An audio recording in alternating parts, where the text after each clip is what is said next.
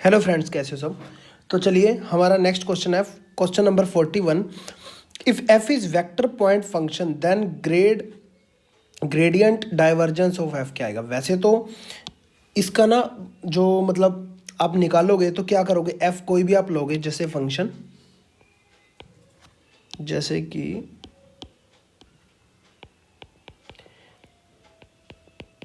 F1 F2 J F3 के कोई भी आपने ले लिया। उसके बाद आपने क्या करना है, इसका पहले डाइवर्जेंस निकालना है, ठीक है। इसका फिर पहले आप डाइवर्जेंस ऑफ एफ निकालोगे, उसके बाद आप ग्रेडियंट ऑफ एफ निकालोगे, ठीक है। Gradient of divergence of F आप बोलोगे इसमें क्या फ़र्क है। देखिए, जो ग्रेडियंट होता है वो स्केलर पॉइंट फंक्शन के ऊपर होता है और डाइवर्जेंस होता है वेक्टर पॉइंट फंक्शन के ऊपर होता है, मैंने बता रखा है आपको।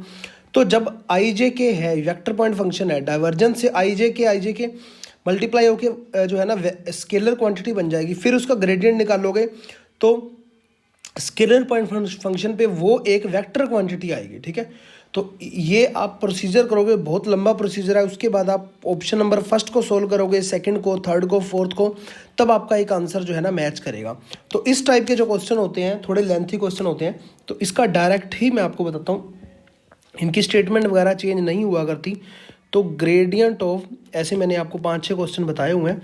Gradient of divergence of F जो है डायरेक्ट मेरा क्या आ जाता है, कर्ल ऑफ एफ, ठीक है, माइनस डेल स्केयर एफ, ठीक है। इसको हमेशा ध्यान में रखना है। तो ऑप्शन नंबर फर्स्ट करेक्ट होगा। जैसे कि मैंने आपको बताया था, del dot del cross F हो वो भी जीरो होता है, या del cross del dot F हो वो भी जीरो होता है, ठीक है ना। ऐसे कुछ स्टेटमेंट्स हैं, उसे आपको डायरेक्ट ही ध्यान में रखना होता है, पेपर में इतना टाइम आपके पास नहीं रहता। नेक्स्ट क्वेश्चन देखिए, vector of r upon r cube is, ठीक है, ये क्या है, सोलेनोइडल है, इरोटेशनल है, सोलेनोइडल एंड इरोटेशनल बोथ है, या इनमें से कोई भी नहीं है। यूपी अल्टीग्रेड 2018 में आया हुआ है, राजस्थान 2016 में आया हुआ है। तो यहाँ पे आर जो है ऊपर वेक्टर है और ये आर वेक्टर का मॉडुलस का क्यूब है, ठीक है। तो यहाँ पे देखिए, आर वेक्टर का मॉडुलस किसके इक्वल होता है, आर के इक्वल होता है, ठीक है। तो ये मेरी जो स्टेटमेंट बन जाती है वो बन जाती है आर वेक्टर अपॉन में आर क्यूब, ठीक है। यहाँ पे कोई प्रॉब्लम नहीं है। इसको मैं ऐसे लिख सकता हूँ, आर वेक्टर इंटू आर की पावर -3। यहाँ तक किसी कोई प्रॉब्लम नहीं है। अब हमें देखो क्या करना है, सोलेनोइडल में क्या होता है, डाइवर्जेंस ऑफ एफ, मतलब अगर कोई वेक्टर क्वांटिटी दी हुई है, divergence of vector quantity. Irrotational में क्या होता है, कर्ल ऑफ वेक्टर क्वांटिटी। तो हमें दोनों ही चेक करने पड़ेंगे। तो सबसे पहले हम चेक करते हैं सोलेनोइडल के लिए। सोलेनोइडल के लिए हमें पता है क्या होता है कि अगर डेल एफ जीरो हो जाता है, ठीक है, तो वो सोलेनोइडल है। इसके लिए हमें पता है अगर डेल क्रॉस एफ जीरो हो जाता है तो वो इरोटेशनल भी है। तो चलिए चेक करते हैं। तो सबसे पहले डाइवर्जेंस ऑफ एफ, इसको मैंने क्या मान लिया, एफ मान लिया, कोई भी वेक्टर क्वांटिटी, ठीक है। तो यहाँ देखिए, अब आप बोलोगे अगर मैं इसको लिखता हूँ डेल डॉट, एक सेकेंड, यहाँ पे मेरा आ गया आर वेक्टर इनटू, ये ध्यान से समझ लेना, काफ़ी जो है ना काफ़ी क्वेश्चंस के अंदर आपको बेनिफिट मिलेगा इसका। तो डेल डॉट आर, इसको हम ऐसे लिखते हैं, आर की power -1 del dot r plus r vector as it del r की पावर -1। अब यहाँ एक चीज़ ध्यान देने वाली है, आर की पावर -3 या del dot r, r vector है तो ये वेक्टर है तो डाइवर्जेंस काउंट होगा, और डेल के साथ अब क्या है, यहाँ पे देखिए आर की पावर -3, ये वेक्टर नहीं है तो ग्रेडियंट काउंट होगा। इसे लिखने का भी देख लीजिए, इसे ऐसे लिखना होता है, आर की पावर -3, ये क्या आएगा मेरा, डाइवर्जेंस ऑफ आर। क्यों, क्योंकि वेक्टर क्वांटिटी है, आर के ऊपर लगा हुआ ना वेक्टर क्वांटिटी है, और यहाँ पे वेक्टर पहले आ गया और डेल डॉट है, तो अब इसे मैं लिखूँगा ग्रेडियंट, क्योंकि पेपर के अंदर कई बार ये भी चीज़ पूछ लेता है, ठीक है, डायरेक्ट। तो अब देखिए इसका हमने निकालना कैसे है। तो यहाँ अगर आप ध्यान दीजिए, मैं तो ऐसे लिख दूंगा डायरेक्ट, पेपर के अंदर जब बैठा हुआ, आर की पावर -3 है, 3 टाइम आर की पावर -3 आ गया। अब आप बोलोगे यार ये कैसे आ गया, तो डाइवर्जेंस ऑफ आर जो है वो मेरा क्या बन जाता है, आर वेक्टर मेरे पास क्या है, एक्स आई प्लस वाई जे प्लस जेड के। तो यहाँ पे डाइवर्जेंस ऑफ आर जब मैं करूँगा तो करली बाई करली एक्स यहाँ पे लगेगा आई इंटू आई लगेगा, क्योंकि वेक्टर क्वांटिटी है तो वहाँ पे 1 बन जाएगा, यहाँ भी 1 यहाँ भी 1, तो 3 आ जाएगा। तो यहाँ आ गया 3 टाइम आर की पावर -3। नेक्स्ट देखिए यहाँ पे मेरे पास क्या है, are vector gradient of r की पावर -3 है, ठीक है ना।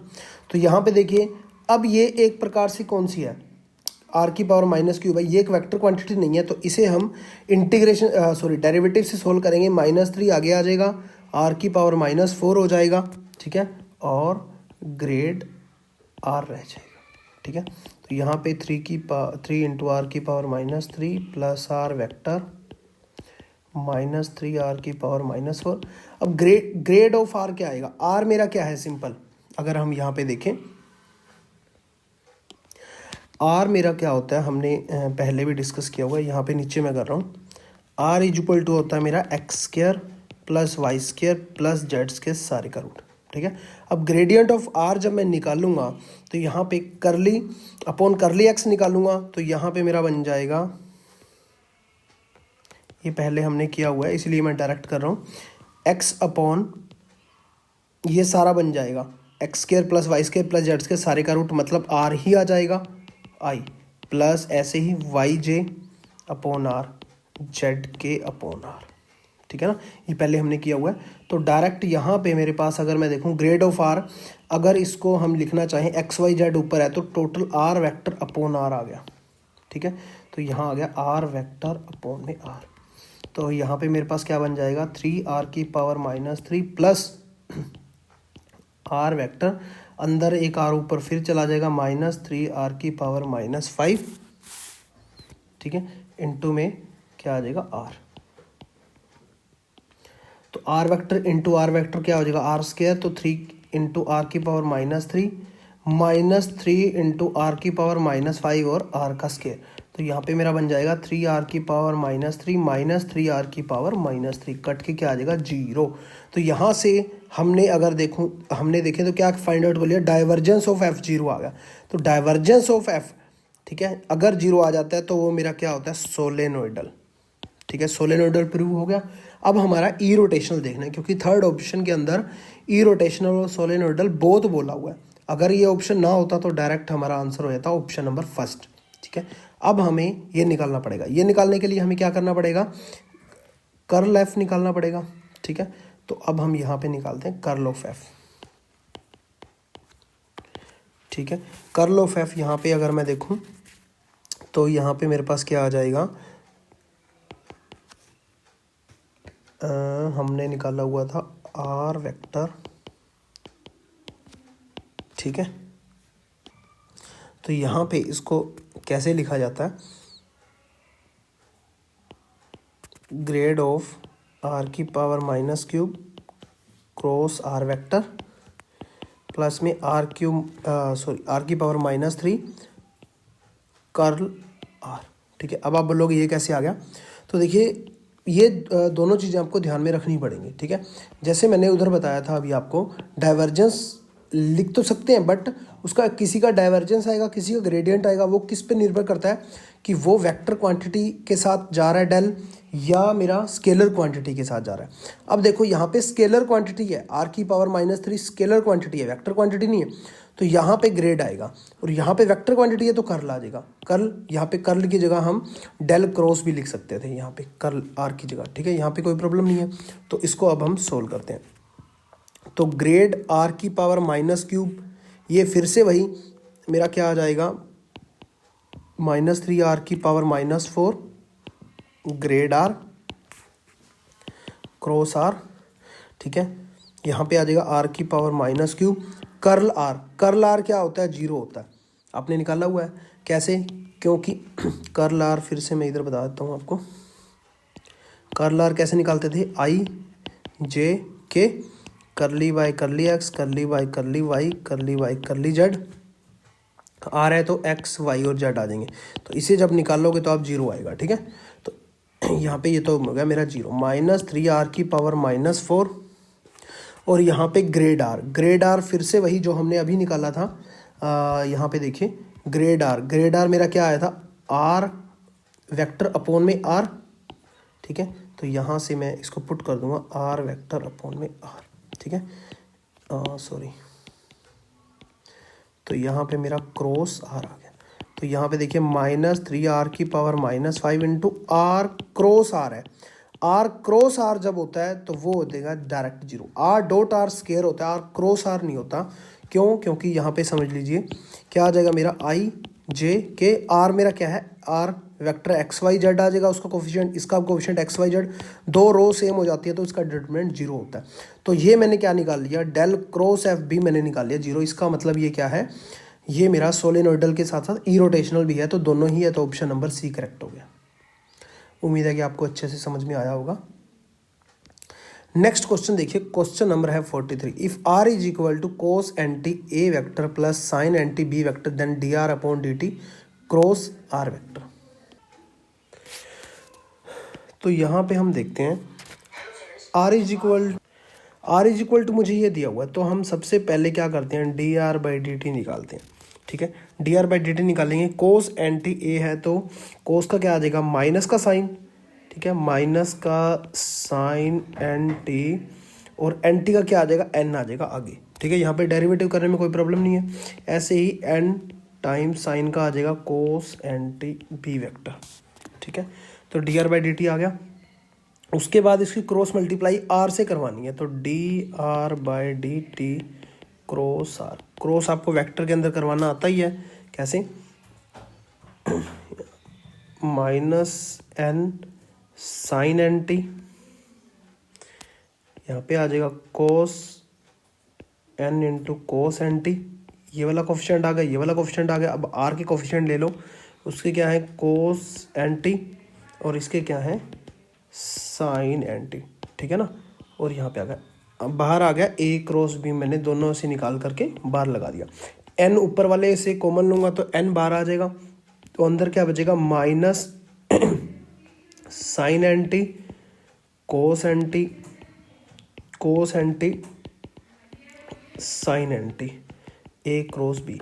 तो यहाँ पे मेरा क्या आ जाएगा, एन बार। तो इसका डिटरमिनेंट सोल्व करूँगा तो minus time sine square anti आएगा और minus time cos square anti आएगा। तो माइनस मैंने बाहर कॉमन ले लिया, तो sine square plus cos square बन गया, तो वो तो 1 ही बन गया। तो यहाँ पे आ गया ए क्रॉस बी। तो यहाँ पे मेरा आंसर आया n into a cross B.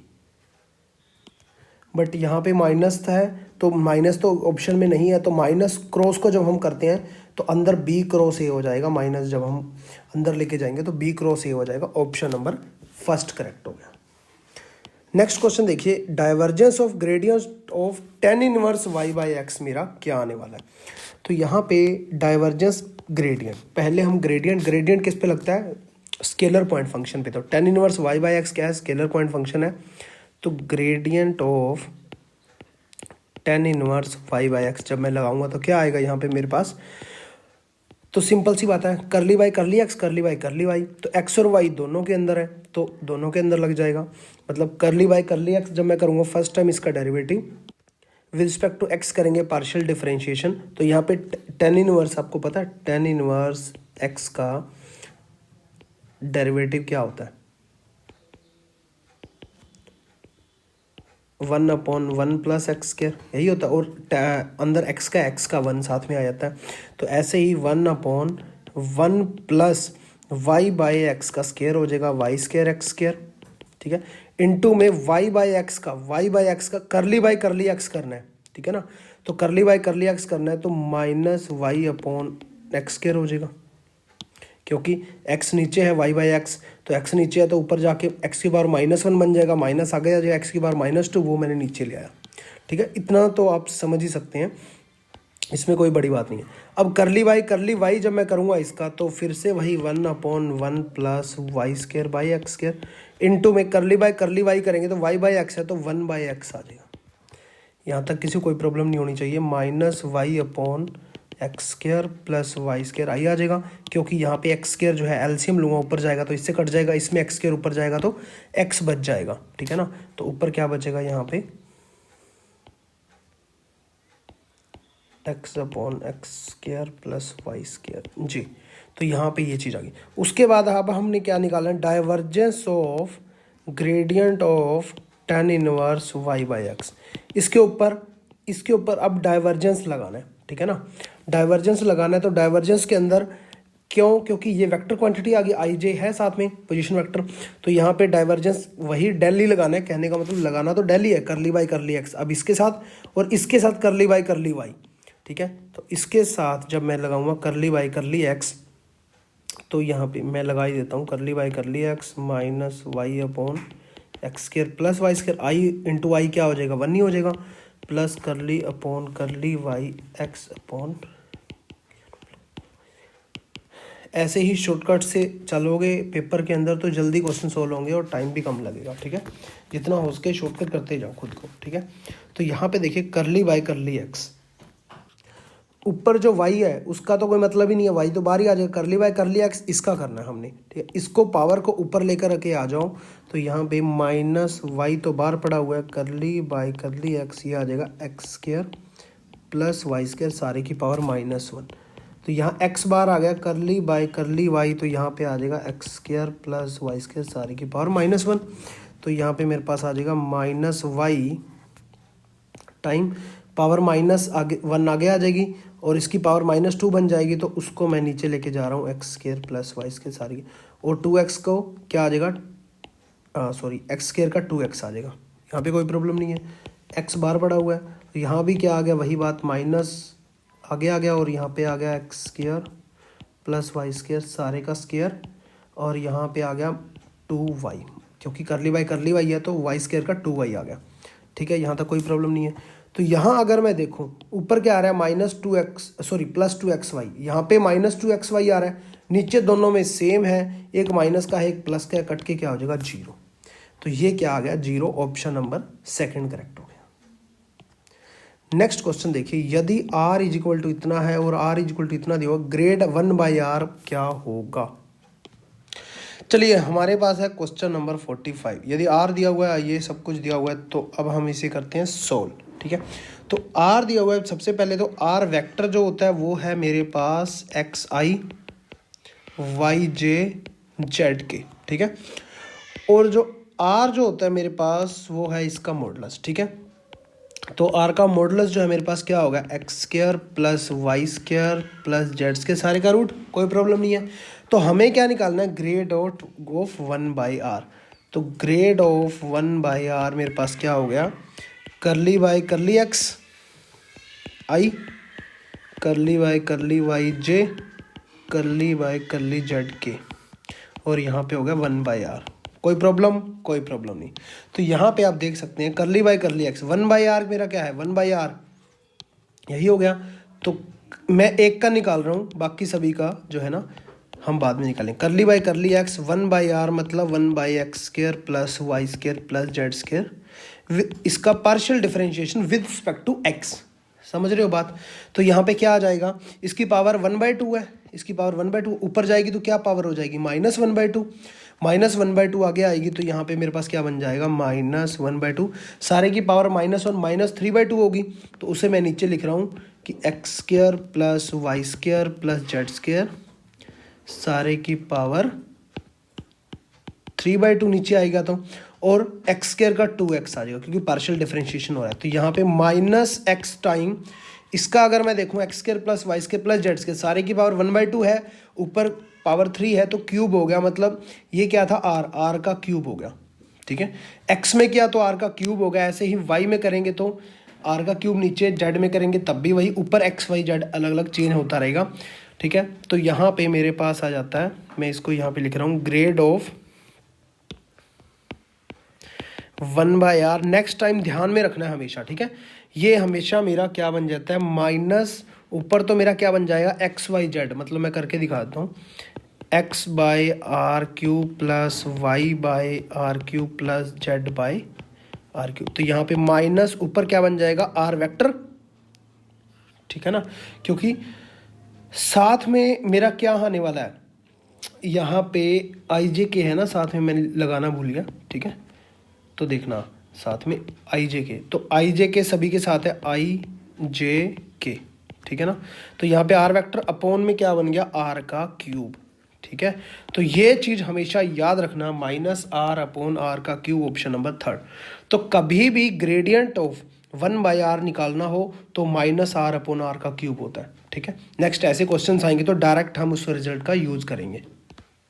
Next question देखिए, यदि f is equal to x plus y plus 1 i plus j minus x plus y k, तब तो ऑप्शन के अंदर हम देखें तो कर्ल डॉट डॉट कर्ल ये चीज़ आ रही है, ठीक है। तो यहाँ पे हम देखें तो हम सबसे पहले फर्स्ट ऑप्शन को देखते हैं, ठीक है। तो यहाँ पे डेल क्रॉस एफ में जब निकालता हूँ तो यहाँ पे मेरे पास क्या आ जाएगा, आई जे के, कोई प्रॉब्लम नहीं यहाँ तक, करली बाय करली एक्स, करली बाय करली वाई, करली बाय करली जेड, ठीक है, कोई प्रॉब्लम नहीं। आप ना स्पीड पे लगा कर देख लिया करो वीडियोस को, कई बार ना टाइम ज़्यादा लग जाता है ऐसे, अगर डायरेक्ट देखोगे तो 1.25 या 1.50 स्पीड पे लगा के देखोगे आपका टाइम सेव होगा। तो यहाँ पे इसका कोफिशिएंट क्या आ जाएगा मेरे पास, x plus y plus z, इसका कोफिशिएंट 1 है j का, इसका coefficient minus x plus y. Determinant को सोल्व कर लेना, मैं सोल्व करना नहीं बता रहा अभी। Minus i plus j minus k आ जाएगा, कोई प्रॉब्लम नहीं। तो यहाँ पे ये 0 आया, फर्स्ट ऑप्शन तो इनकरेक्ट हो गया, 0 नहीं आया, ठीक है। डॉट हम करेंगे डेल डॉट एफ, तो वो 0 आएगा। यहाँ पे देखिए डेल डॉट एफ करोगे तो इसका करोगे तो 1 आ जाएगा, इसका 0 आ जाएगा जे टाइम, क्योंकि है ही नहीं कुछ, ठीक है। तो करली बाय करली वाई, इसका करली बाय करली जेड करोगे तो माइनस का 0 ही आ जाएगा, क्योंकि जेड तो इसमें है ही नहीं, तो 1 बच गया, तो सेकंड ऑप्शन भी इनकरेक्ट, ठीक है ना। और इसका मॉडुलस देखो, अगर हम देखें डी का, ये मतलब सेकंड मेथड बता रहा हूँ, ये अगर नहीं किया तो फर्स्ट ये तो करना ही पड़ेगा क्रॉस वाला, तभी तो पता चलेगा। सेकंड ऐसे इनकरेक्ट हो गया। थर्ड फोर्थ देखिए, एफ का मॉडुलस, इसका मॉडुलस करो, इसका स्क्वायर प्लस इसका स्क्वायर प्लस इसका स्क्वायर, फिर भी आप देखोगे तो कभी भी 0 नहीं बन रहा होगा, तो ऑप्शन नंबर सी करेक्ट है। निकालना चाहो तो निकाल सकते हो, डेल क्रॉस एफ आ गया। नेक्स्ट क्या करना है हमने, F dot del cross F, ठीक है ना, इसकी मल्टीप्लाई करानी है इसके साथ, तो यहाँ पे चुपचाप क्या हो जाएगा, आई के आई से कराओगे -1 एक्स प्लस वाई प्लस 1 हो जाएगा, जे की जे से कराओगे तो 1 हो जाएगा, minus minus plus x plus y, ठीक है। तो यहाँ पे अगर हम देखें minus x minus y -1 plus 1 plus x plus y, y से वाई कैंसिल, एक्स से एक्स, 1 से 1, 0 आ गया, ऑप्शन नंबर सी करेक्ट है। नेक्स्ट क्वेश्चन देखिए, the vector of F is irrotational vector if, irrotational कब होता है, मैंने आपको बताया हुआ है ई रोटेशनल, जब डेल क्रॉस एफ होता है 0 तो वो मेरा क्या होता है, ई रोटेशनल। और जब डेल डॉट एफ जब मेरा 0 होता है उसे हम बोलते हैं सोलेनोइडल, ठीक है ना। तो ये मेरा हो गया कर्ल एफ, ठीक है, कर्ल एफ, ये कर्ल होता है ना, कर्ल एफ 0 होगा तभी मेरा ये क्या बोलेगा, हम इसे क्या बोल सकते हैं, ई रोटेशनल। नेक्स्ट क्वेश्चन देखिए, if A is differential vector point function then divergence of curl of F क्या आएगा, ठीक है। ये तो वैसे पहले भी मैंने आपको करवाया ही हुआ है कि जब भी ए तो मेरा क्या है, एक स्केलर पॉइंट फंक्शन, ये कौन सा है, डिफरेंशियल वेक्टर पॉइंट फंक्शन है, ठीक है। तो यहाँ पे कर्ल डाइवर्जेंस, जब भी ये क्या है, डाइवर्जेंस कर्ल का मतलब del dot del cross A की बात कर रहे हैं, वो भी 0 होता है, और डेल क्रॉस डेल ए की बात करें तब वो भी 0 होता है, ठीक है ना। या ऐसा लिखो डेल क्रॉस डेल ए, वो भी मेरा 0 होता है, ठीक है, ऐसा नहीं, ऐसा लिखते हैं, ठीक है। तो दोनों ही 0 होते हैं, तो ऑप्शन नंबर कौन सा, फर्स्ट ही करेक्ट हो गया। अगर निकालना चाहो तो आप निकाल भी सकते हो, आपको क्या करना पड़ेगा, ए कोई भी वेक्टर मानना पड़ेगा, उसके बाद उसका कर्ल निकालना पड़ेगा, उसके बाद उसका डाइवर्जेंस निकालना पड़ेगा, तब भी आप देखोगे तो आंसर मेरा क्या आएगा, 0 ही आएगा, ठीक है। तो चलिए नेक्स्ट जो भी क्वेश्चंस होंगे हम नेक्स्ट लेक्चर के अंदर कवर करेंगे, तब तक के लिए जय हिंद जय भारत।